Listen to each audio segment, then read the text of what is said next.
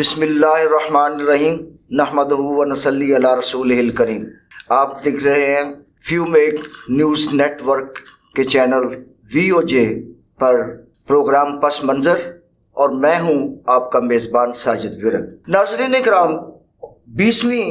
صدی کی آخری دہائی میں، جہاں صدی کے اختتام کی دہائی تھی، وہاں اس دوران پاکستان کے اداروں میں بھی بڑے پیمانے پر تبدیلیاں کی گئی۔ انفارمیشن ٹیکنالوجی 20ویں صدی کی آخر تک مکمل طور پر بھرپور مقام حاصل کر چکی تھی۔ عالمی مالیاتی اداروں کا پاکستان پر اس وقت شدید دباؤ تھا، کیونکہ پاکستان ہمیشہ سے ہی قرضوں کے بوجھ تلے دبا رہا ہے، اور یہ سارے قرضے عالمی مالیاتی اداروں سے حاصل کرتا تھے۔ تو اس وجہ سے مالیاتی اداروں کا پاکستان پر شدید دباؤ تھا، اور اس دوران پاکستان کے اندر ایک فوجی آمر بھی برسر اقتدار آ چکا تھا، پرویز مشرف، اور ساتھ ہی 2 سال بعد 2001 میں جب 9/11 کا واقعہ ہوا تو بہت ساری پابندیاں بھی لگائی گئیں، اور پاکستان کو ایک بہت بڑی دھمکی دی گئی کہ اگر آپ نے ہمارے ساتھ اس حوالے سے کوئی تعاون نہ کیا گیا تو پھر آپ کو ہم پتھر کے زمانے میں لے جائیں گے۔ تو وہ جو ہمارے کمانڈو جنرل صاحب تھے، وہ ایسے امریکہ کے آگے لیٹے کہ بس میں کیا کہوں۔ انہوں نے خود ہی اپنی کتاب میں کہا ہوا ہے کہ میں نے $5,000 پر پاکستان سے مطلوب لوگوں کو امریکہ کے حوالے کیا۔ تو بہرحال یہ ضمنی بات تھی، لیکن چونکہ قرضوں کی وجہ سے اور 9/11 کے واقعے کی وجہ سے پاکستان کے اوپر شدید دباؤ تھا، اور اس دوران ملکی اداروں میں عالمی مالیاتی اداروں کی ہدایت پر downsizing, restructuring, outsource employment جیسے اقدامات پاکستان کے اداروں کو کرنا ناگزیر ہو گئے تھے۔ آپ تمام ناظرین کو معلوم ہے کہ بینکوں میں ایک سیکورٹی سسٹم ہوتا تھا۔ وہ سیکورٹی سسٹم بینکوں کے باقاعدہ ملازم ہوا کرتے تھے۔ ہم نے اپنی زندگی میں دیکھا ہے، آپ لوگوں نے بھی دیکھا ہوگا، اکثر لوگوں کے گھروں میں بھی یہ مثالیں موجود ہوں گی کہ جن کے افراد مختلف بینکوں میں سیکورٹی پر مامور تھے، جن کو ہم اس زمانے میں گارڈ کہا کرتے تھے۔ تو وہ اپنی جان پر کھیل کر بینک کو مالی نقصان سے بچانے کا کردار ادا کرتے تھے۔ جب بھی کبھی کوئی ڈکیتی کی واردات کسی بھی برانچ میں ہوتی تھی تو وہ اپنی جان کا نذرانہ دے کر بھی اس ادارے کی رقم کو بھی بچا لیتے تھے، اور ساتھ ہی ساتھ اپنے دیگر ساتھیوں کو بھی ڈاکوؤں کے ہاتھوں محفوظ رکھنے میں کامیاب ہو جاتے تھے۔ لیکن اس کے بعد اسی دہائی میں، 20ویں صدی کی آخری دہائی میں، یعنی 95 سے لے کر 200 تک، اس دوران پاکستان کے اندر پرائیویٹ سیکورٹیز ایجنسیز متعارف کرائی گئیں، اور یہ سیکورٹیز کمپنیز، ہر کمپنی کسی نہ کسی ریٹائرڈ جنرل کی، بریگیڈیئر کی اور میجر جنرل وغیرہ کی، کیونکہ پرائیویٹ سیکورٹی کا لائسنس ریٹائرڈ اعلیٰ فوجی افسر کے بغیر کوئی حاصل نہیں کر سکتا۔ پرائیویٹ سیکورٹی کا لائسنس کوئی بھی سویلین آدمی حاصل نہیں کر سکتا۔ تو اس کے تحت پاکستان کے اندر لاتعداد پرائیویٹ سیکورٹیز ایجنسیز متعارف کرائی گئیں، اس کی وجہ سے کیونکہ جو ان بینکوں کے ساتھ ان لوگوں کے معاہدے ہوتے تھے۔ میں ایک چھوٹی سی ایگزامپل دینا چاہوں گا کہ مثال کے طور پہ اگر کسی بینک نے کسی بھی سیکورٹی ایجنسی سے کوئی شخص سیکورٹی کے لیے آؤٹ سورس کیا ہے، تو اس کی تنخواہ اگر 20,000 انہوں نے مقرر کی ہے، تو سیکورٹی ایجنسی جو ہے وہ اس شخص کو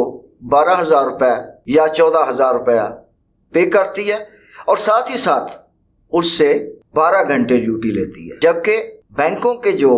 ریگولر ایمپلائیز تھے، جو سیکورٹی پر مامور تھے، وہ 8 گھنٹے کی ڈیوٹی کرتے تھے، یعنی 9 to 5۔ اس کے بعد جب سے یہ سیکورٹیز کمپنی آئی ہیں تو آپ نے دیکھا کہ پاکستان کے اندر بینکوں میں ڈکیتیوں کی شرح بڑھ گئی، اور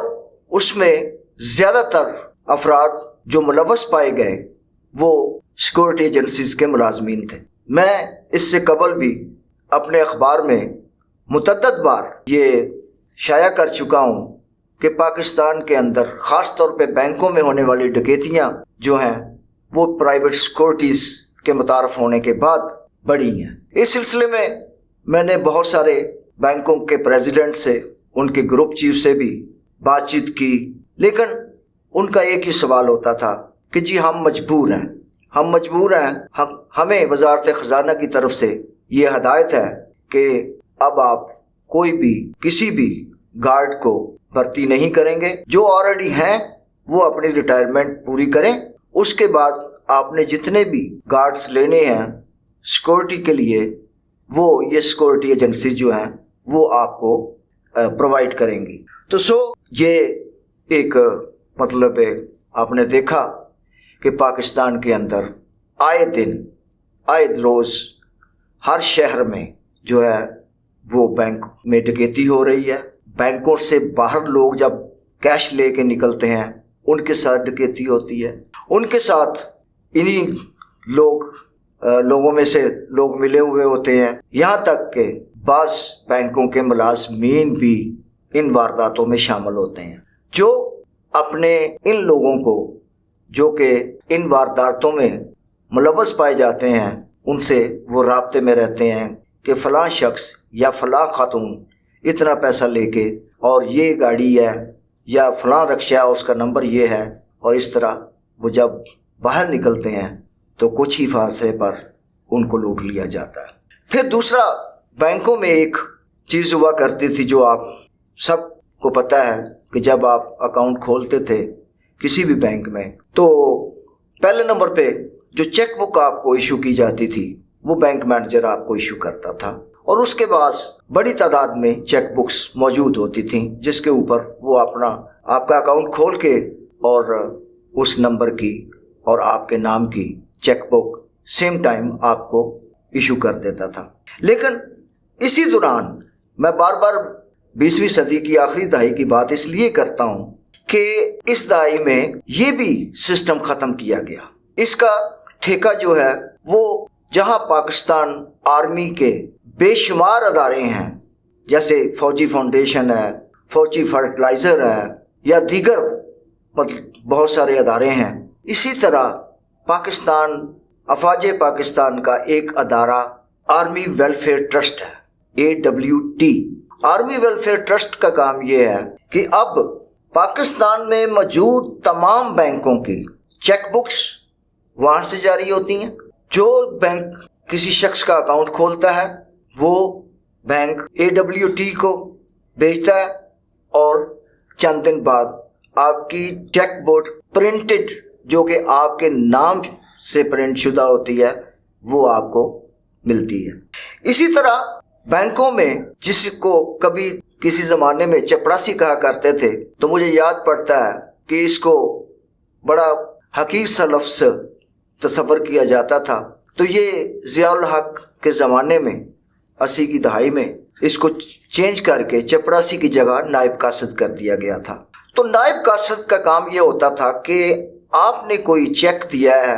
بینک میں تو اس کا کام یہ ہوتا تھا کہ وہ ایک باقاعدہ بک میں انٹری کرنے کے بعد وہ جس برانچ کا چیک ہوتا تھا یا ڈرافٹ ہوتا تھا یا پے آرڈر ہوتا تھا اس کی جا کے کلیئرنگ کرتا تھا۔ جب وہ کلیئرنگ کروا کے واپس آتا تھا اس کو اطمینان ہو جاتا تھا کہ یہ واقعی ہی چیک درست ہے اور یہی وہ شخص ہے جس کو یہ چیک جاری کیا گیا ہے،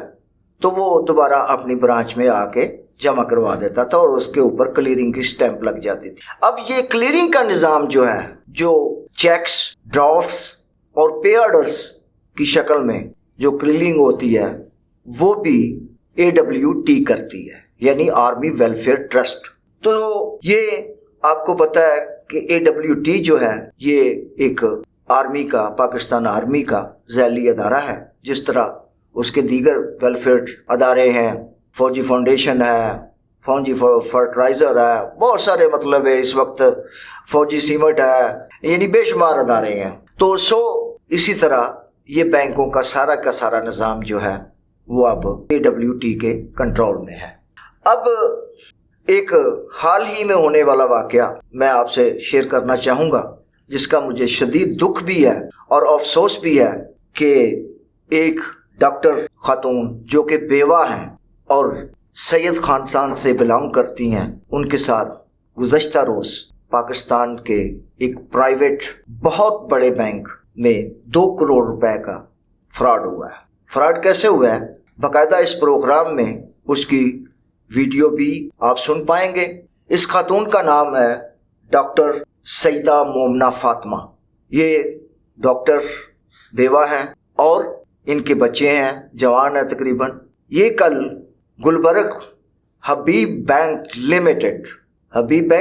لمیٹڈ جو پاکستان کا سب سے بڑا پرائیویٹ بینک ہے، وہاں سے وہ اپنی پراپرٹی اس نے بیچی۔ اس کی پیمنٹ لینے کے لیے وہ وہاں پہ چیک جمع کروایا، اس نے جمع کروانے کے بعد ٹوکن لیا، ٹوکن لینے کے بعد انتظار کیا، اس کے بعد پیمنٹ کے لیے، چونکہ وہ ڈاکٹر تھی، پڑھی لکھی تھی اور 2 کروڑ کی اماؤنٹ کوئی معمولی اماؤنٹ نہیں ہے، اس نے مینیجر سے کہا کہ مجھے پولیس پروٹیکشن چاہیے تاکہ میں اپنی رقم کو اپنے گھر تک محفوظ طریقے سے لے جا سکوں۔ مینیجر کا جواب یہ تھا کہ آپ کو پولیس پروٹیکشن کی ضرورت نہیں ہے، آپ آرام سے جائیں، انشاءاللہ آپ کو کچھ نہیں ہوگا۔ لیکن جب وہ بینک سے نکلی، تھوڑی ہی دور جانے کے بعد اس کے ساتھ ڈکیتی ہو گئی اور 2 کروڑ روپیہ اس سے لوٹ لیا گیا۔ اس نے متعلقہ تھانے کو اطلاع دی، متعلقہ تھانے نے وہاں اس کے ساتھ بہت بدتمیزی کی اور رات گئے تک اس کا پرچہ کاٹا گیا، اور ایک ڈاکٹر کے ساتھ اور ایک خاتون ڈاکٹر کے ساتھ جو پولیس نے رویہ اختیار کیا وہ آپ اسی کی زبانی سنیے گا اور اس چیز کو محسوس کیجئے گا کہ پاکستان کے اندر کیا ہو رہا ہے۔ اور سوائے ہم کسی کو کنڈم کرنے کے علاوہ کچھ نہیں کر سکتے، مذمت کر سکتے ہیں۔ ہم عوام اتنی با اختیار نہیں ہے کہ وہ اپنی آواز یا اپنے مطالبے پر کسی سے کوئی اپنی بات منوا سکے۔ تو میں سمجھتا ہوں کہ پاکستان کے اندر ہم پہلے انگریزوں کے محکوم تھے، اس سے پہلے آپ کو پتہ ہے کہ اس بر صغیر پر مختلف حملہ آور آتے رہے، پہلے ان کے محکوم رہے، لیکن آج بھی ہم محکوم ہیں لیکن انگریز کی باقیات۔ تو انہی الفاظ کے ساتھ میں آپ سے اجازت چاہوں گا۔ اللہ حافظ۔ پاکستان زندہ باد۔ میرا نام ڈاکٹر مومنہ سیدہ فاطمہ ہے، میں لاہور میں مقیم ہوں اور میرے 4 بچے ہیں، 3 بیٹیاں اور 1 بیٹا۔ کل میں گئی تھی بینک میں، حبیب بینک لمیٹڈ گلبرگ برانچ میں، 2 کروڑ روپے کا چیک مجھے دیا تھا، میری زمین کی ڈیل تھی، وہاں میں نے سائن وائن سارا ٹوکن کر کے 2 کروڑ کا چیک کیش جب کرانے لگی تو وہاں کے مینیجر صاحب خواجہ عمر نے کہا کہ آپ کو پولیس کی کسٹڈی کی ضرورت نہیں ہے، اور جیسے ہی چیک کاؤنٹر پہ آیا انہوں نے 2 کروڑ کے میرے جو نقدی تھی وہ انہوں نے انہی کے بندے مینیجر صاحب کی ملی بھگت سے میری ڈکیتی کروا دی۔ میں نے 15 کے اوپر فوری طور پہ کال چلائی، وہاں ارد گرد کے لوگوں نے بھی چلائی۔ اس کے بعد میں نے سارا دن کل یہاں غالب مارکیٹ کے تھانے میں گزارا، حالانکہ ایس پی صاحبہ امارہ شرازی جائے وقوع پہ بھی آئی تھی، اس کے باوجود انہوں نے کہا تھا ان کو مارو اور ان سے پیسے لو اس کے باوجود پرچہ رات 1 بجے دیا گیا، اور آج مجھے تھانے بلا کے اتنا ذلیل کیا گیا کہ جو ڈکیت ہیں وہ اوپر کرسیوں پہ بیٹھے تھے اور مجھ پہ چیخ رہے تھے اور مجھے دھمکیاں دے رہے تھے اور میری بچوں کی دھمکیاں دے رہے تھے۔ آپ مجھے بتائیے، میرا خاوند نہیں ہے، میں اکیلی عورت ہوں، میں کیا کروں؟ میں کدھر جاؤں؟ میں کس سے سوال کروں؟ یہ اسلامی ملک ہے، یہاں پہ میں ڈاکٹر ہوں، میری قدر نہیں ہے، یہاں پہ کوئی عزت نہیں ہے، میری زندگی عذاب ہوئی بھی ہے، میرا خاوند نہیں ہے، مجھے ذلیل کر رہے ہیں، پولیس جو ہے کچھ نہیں سن رہی، گرفتاری بھی نہیں ڈالی اس نے ان کی۔ اب مجھے بتائیے میں کس کا دروازہ کھٹکھٹاؤں؟ میری چیف منسٹر صاحب سے اپیل ہے، میری آئی جی سے اپیل ہے، سی سی پی او سے اپیل ہے، خدا رسول کا واسطہ، اللہ کا واسطہ، امام حسین کا واسطہ، میرے پہ رحم کریں، میرے پیسے دلوائیں۔ وہ ڈکیت پولیس کی کسٹڈی میں وہاں ایسے بیٹھے ہیں جیسے وہ کوئی بہت ہی عزت دار آدمی ہے، اور مجھے دھکے کھلا کے ذلیل کیا جا رہا ہے۔ میری مدد کریں خدا کے واسطے، سب کے گھر میں بیٹی ہے، ورنہ میں اپنی جان دے دوں گی، میں اپنے آپ کو ختم کر دوں گی۔